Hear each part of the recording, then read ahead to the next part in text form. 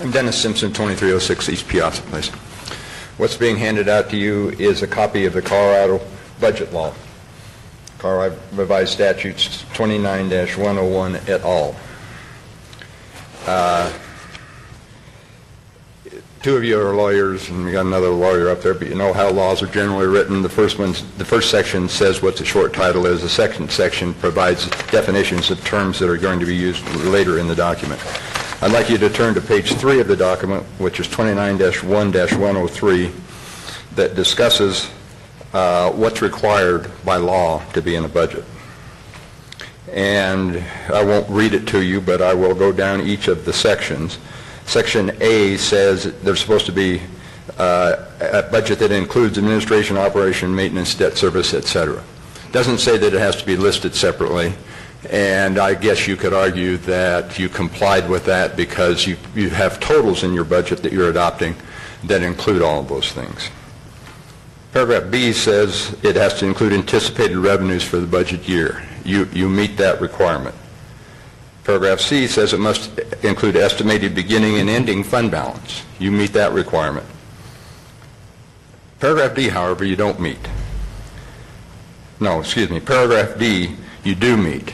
Paragraph E, you do not meet, which requires a written budget message to be describing the important features of the proposed budget, including a statement of the budgetary basis, accounting, and a description of the services to be delivered during the budget year. That document, it does not exist today. I have looked back at prior years, and there ultimately was a budget message included on the website.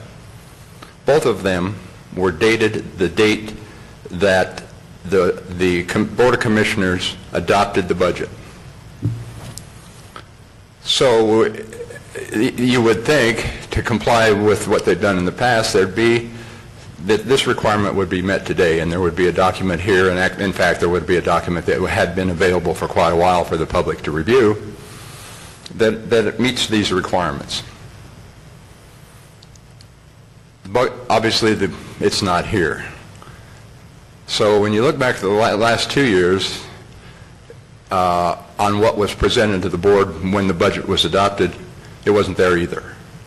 But keep in mind that if you go out there now, you'll see documents dated the date that the board approved it, which would indicate to me we have backdated documents on the website.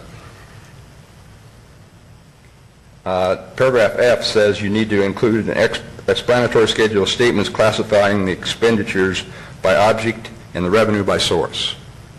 And the definition of object is on page 2. I'm not going to go into it because I don't have time. But you don't comply with that either. Now you go to next to paragraph 2.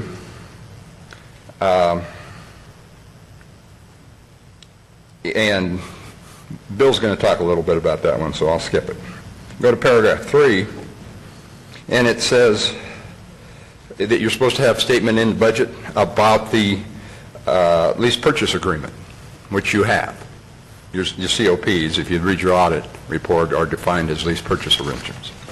And if you now turn over to the next page, it says, paragraph D1 says, the budget adopted by every local government shall separately set forth each of the following. And then there's an A, B, C, D, etc. None of that's here. So I guess I'm somewhat here to argue that that you're going to be violating the state budget law if you adopt the budget as presented, because it's not complete. Now, I know what I've been here enough to know what usually happens. You say, all right, Dennis, you say that's what the law says, we'll ask our attorney. And the attorney will say, no, he's wrong. That's not, we're not violating the law at all. And that's what I expect to have happen. But I want you to now turn back to the last page, which is paragraph 29-1-115, which is entitled, Violation is Malfeasance, Removal. I won't bore you with all the details, but what it says, if you violate this budget law, anybody who works for the county, including you, violate the budget law, you can be removed from office. And I don't have to hire a lawyer, or any other citizen doesn't have to hire a lawyer to get that done. In fact, the district attorney, all that has to be done by a citizen who believes you violated the budget law is for a citizen to file an affidavit with the district attorney. And the district attorney will then look into the allegations. So unless you're real sure that what your lawyer is about to tell you is right, I would suggest, oh, by the way, I forgot to tell you, if you are found to have not completed the law, you'll be removed for office. Now, going back to the notion of asking your attorney, your county attorney, for advice, keep in mind that whatever advice he gives you may very well be questioned by the district attorney. So, at a minimum, in order to save yourself in office, I suggest you take more time to determine whether or not you're in compliance with this law, because up until now, you did not know anything about the provisions of this law, to the best of my knowledge. So up until now, you weren't willfully and knowingly doing anything. You were just counting on staff to keep you straight. If you adopt this budget, you'll be willfully and knowingly violating the statute. That's all I have to say. Thank you. We're going to take a 10-minute recess. And come in here and threaten us with our jobs or whatever, that's kind of typical. But you had every opportunity. You know how much staff time has gone into this budget. You know how many hours people have had conferences and meetings trying to make this work. During all of this, including input from people such as yourself, I have not seen any indication of bad faith. I haven't seen anybody trying to pull a cheap trick or do something like that or sneak some money by here, by there. I think generally it's been a typical budget process. A lot of moaning and groaning, but the fact is I think everybody's dealt in good faith. But I'm baffled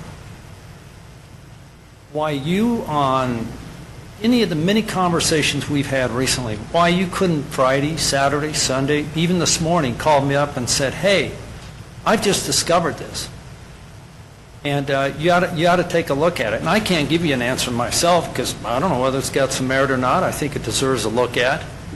But wow, I just want you to know I'm disappointed that you didn't give me a little advance notice. You knew that this could be significant. I mean, we've done the budget this way, as I understand, for many, many years. And knowing your personality and knowing the relationship you and I have, I just can't figure out why you wouldn't have the courtesy of extending a phone call to me so I could then turn around to staff and say, here's a new issue, as I've done many times. You haven't hesitated at all to call me, and I'm glad that you do, to say, hey, Scott, have you looked at this budget item, or Scott, this doesn't match that, or Scott, this. We've had lots of those kind of phone calls, and I appreciate those calls. In a lot of cases, I think you found merit in what I have to respond back to. I think I found merit in what you have. But the fact you didn't even pick up a phone and call us and instead decide with a big smile on your face, well, let's just shut her down today. I'll come in on a blind spot. Just to let you know, wow. I hope at some point you can sit down with me and explain to me why you couldn't pick up a phone and say, here's another issue you ought to look at before the meeting, or maybe you ought to have a public meeting. Look, I'm not concerned about that. But at least give us a little advance notice. Instead, at the very end of the budget process, when you know we've got a lot of material to go over, a lot of material to discuss, and it's like you coming off the bench and tackling us halfway down the field. So, you know how I feel. May I respond? That's up to the chair, but anyway, thank you, Madam Chair. Chairman, may I respond? Yes. Scott, it's true, you and I have had a lot of discussions, and you and I think maybe until today would define each other as friends. But my goal in all of my discussions with you and Rose was to get you to look at things through eyes other than your staff. And I brought a number of questions to your attention, both of you. And you especially, were very good about giving me time and listening to what I have to say. But in my view, from both of your positions, your reaction was, okay, Dennis, I understand. I'm going to go ask the staff what they think. Overall, you would go ask the staff what they think. The staff would say, blow him off. And I'm paraphrasing. They never Okay. Okay. That's not what they said. Their staff's following reaction those- was, he's not right, we don't need to change anything, let's leave the budget as it is. I gave you both a serious proposal as to how you could go about dealing with the fact that you're way underwater on the budget. Your budget calls for you to be like $9 million, something like $9 million, your expenditures are going to exceed your revenues. And it's almost unbelievable that you would not even discuss in public a proposal that might have let you get out of that.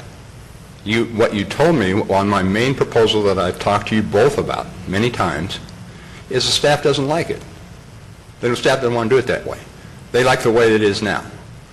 And that was what has been going on, an Dennis, example of what... what's that? Please let me finish. Well, no, because you're off the subject. My question, what's this have to do with just simply picking up the phone, as we have on a lot of other issues, and I disagree with some of what you're saying, by the way, it has nothing to do with our friendship.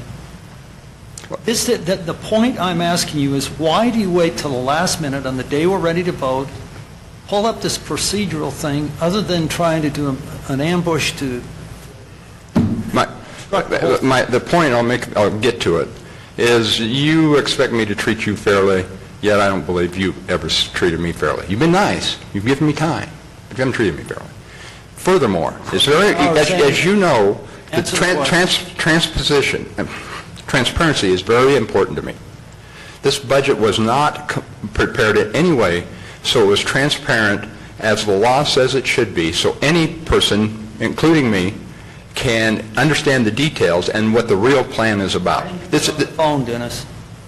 I just explained that. Transparency. Because I didn't feel, I gave you an opportunity to be fair with me, you chose not to, and I didn't think there was anything wrong with me playing by the same rules you play by. So in other words, you think this is going to be your future motivation, is just pull it at the last second. Don't sit down and try and discuss No, I mean, in the advance. if you change your behavior, I'll change mine. I'm very disappointed in the way you Okay. handle this. Thank you, Madam Chairman. Well, Dennis, I'd like to respond too, because I have spent so much time and so much energy trying to deal with your concerns. You expect us all not to trust staff. Yet, we had a CFO position open, you didn't apply. You had a chance to run for commissioner, as commissioner, you didn't apply. So you know what? You have no right now to criticize us. You know what? I hope you leave. Because honestly, and I know I have no right to say this, because you're a constituent and this is your building as much as it is mine, I pay taxes too. And so I actually just want you to leave. I want you to get out of here.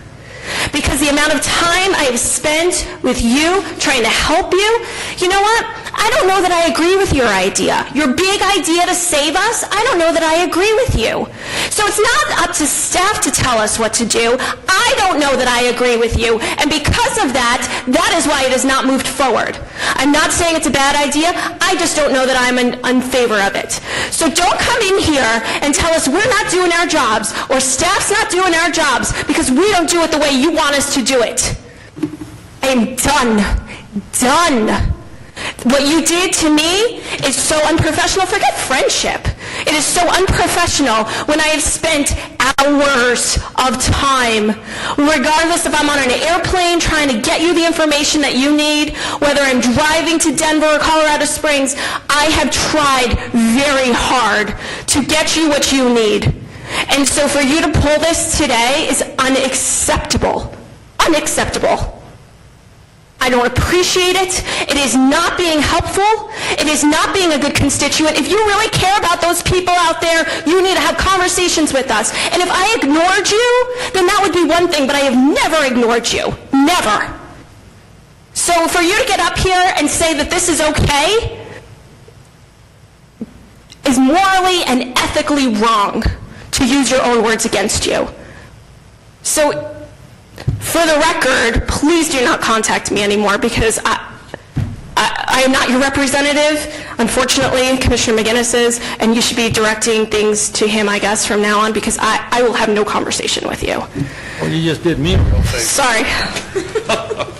I don't think I can handle it. So anyway, yes, absolutely. So yes, Go ahead, Commissioner Jessamine. What's interesting to me is Dennis never has contacted me, so I guess we only have two. But I know how, I've seen him treat our staff and use profanity, and then we're supposed to respect his comments? I don't think so. Okay. So with that, I don't know what the heck we're doing. All right. So we are going to allow further comments, but I'm going to allow it under unscheduled business because I believe Commissioner McInnis has a motion. Madam Chair, I think in light of this, just to go the extra mile to make sure that although we're following the procedure we followed, I understand it, I obviously wasn't here for many, many years, I'll move that we have a very, very narrow window of opportunity under the state legislative requirements to approve this budget, but we do have a window, so I would move to continue the budget hearing to Monday, December 12th, to allow staff to address many of the issues that they may deem necessary, and just make sure we go the extra mile to do whatever we can to make it right. So that's my motion. Move to continue budget hearing to Monday, next Monday, to allow the staff to address issues. Second. Okay. All in favor? Yes. All in favor of the motion, say aye. Aye. Aye. Motion passes. All right. So with that, I'm going to delay as well the PIDs and LIDs and all of those until the 12th. And we have no briefing items today. Is there any unscheduled business that has not been discussed that needs to be discussed today? Bill, come on up.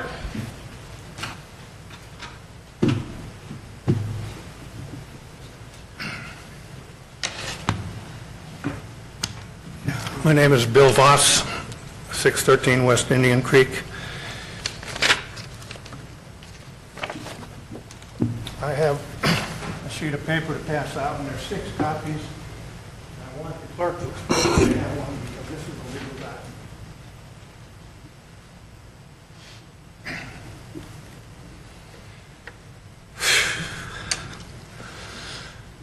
Okay, after that exchange, I'm going to try to remain calm.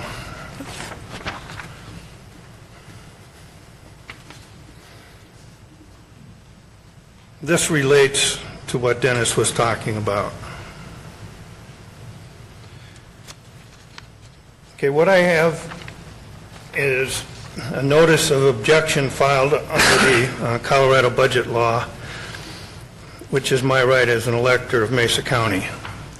You can't say I sprung this on you at the last minute, because it was either Wednesday or Thursday last week. I emailed all of you my objection. Okay, simply, the objection is the 2017 budget for the Capital Expenditures Fund provides for expenditures in excess of available revenues and beginning fund balance in violation of the Colorado statute cited there. The key word there is available available revenues and beginning fund balance. These numbers here come directly from the budget that you were to approve today. And I'll quickly go through this. Okay, the budget has a beginning fund balance of $5.7 million. However, included in that beginning fund balance are 2 pretty big numbers, and these amounts, according to my research and what I've discovered talking to Scott Stewart on Friday, is these monies are not available for next year's budget. Then the big one is $7.4 million that the Whitewater Sewer District owes the Capital Expenditures Fund. This money is in the $5.7 million. So the fund balance includes the amount due from Whitewater, which clearly cannot be paid next year. In fact, last year, at the end of the year, your finance department had to transfer in $27,000 to the Whitewater Sewer District at year end to give them a $3 cash balance. So at the end of the year, they had $3 only because your finance department transferred in $27 or $27,000. Okay, so what the numbers are here could be worse because I haven't seen this year's numbers.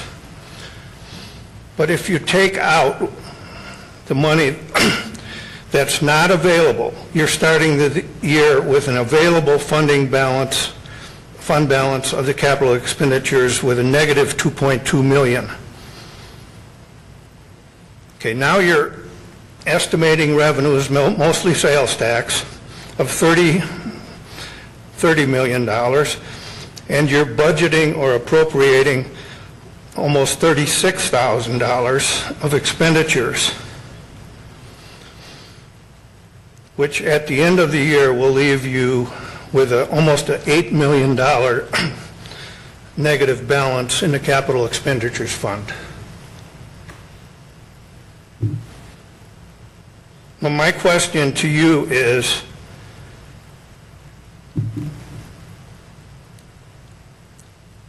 are you aware of the fact that you are budgeting? And the question is, you are budgeting to spend almost $36 million when only $25 million is available, or $28 million. Are you aware of that? I mean, you can't tell me that you have a bankrupt Whitewater Sewer District that's lost money for the last 4 years can pay you back that $7 million in 2017. That money is not available, and the statutes say in order to spend the $36 million that you appropriate, you have to have available resources in that fund. Have you asked your staff to explain this? When I talked to Scott Stewart on Friday and explained this to him, he said, geez, I never thought of that. How are you going to pay for the $35 million of expenditures in the capital expenditures fund when you have the main asset in that fund is not available? At the end of last year, the capital expenditures fund had only $1,800 in cash, and it had $8 million in receivable that were long-term that you're not going to collect. In Whitewater Sewer, it's probably ever that you can collect it. So that's my question. Have you thought of that? This is your budget now.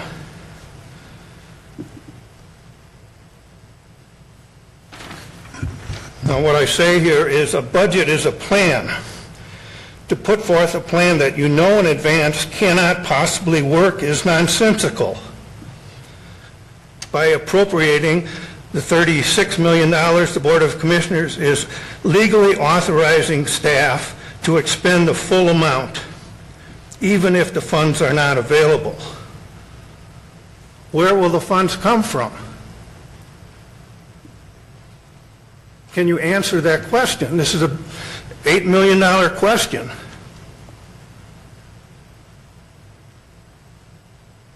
Scott, you give me a quizzical look. Can you answer that question? This is your budget.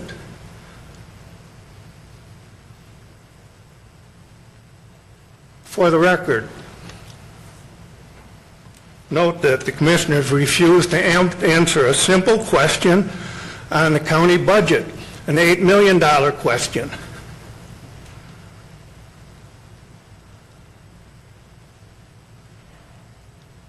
Is my 10 minutes up yet?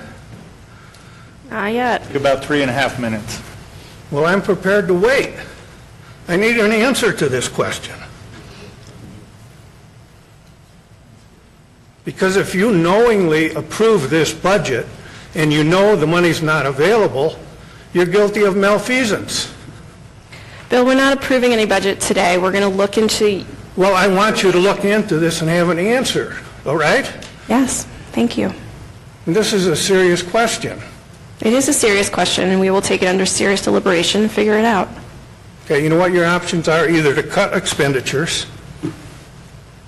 or to transfer in money from the general fund to the capital fund and budget that transfer. Now, how ludicrous is that? Because you spent the last 2 months trying to figure out how to transfer money from the general fund to the capital fund, and now you find out that the only way out of this, unless you reduce expenditures, is to transfer money from the general fund into the capital fund. That's silly. You know, you're putting vehicle purchases, you're buying weapons for the sheriff outside in the capital fund when it belongs in the general fund. You've never done this before. Your financial reporting is totally distorted. Now when a reader looks and says, okay, what's the general fund budget for the sheriff and what's it cost, you're not going to get an accurate answer because half the money is stuck in a capital fund somewhere. Now I can go on and on with all of the things that just don't make sense to me in this budget, and you've heard most of them before, so I'm not going to get into it. But if your staff has put forth this budget to you, knowing that they're going to have to loan money or transfer money into the capital fund without your knowledge just to support this $35 million number, they did that with the health fund. They transferred in $800,000 without your knowledge into the health fund, so they didn't have a negative cash balance. Now we're talking about 10 times that amount, not 800,000, we're talking about 8 million. I guess that's 10 minutes worth. Thank you. Thank you.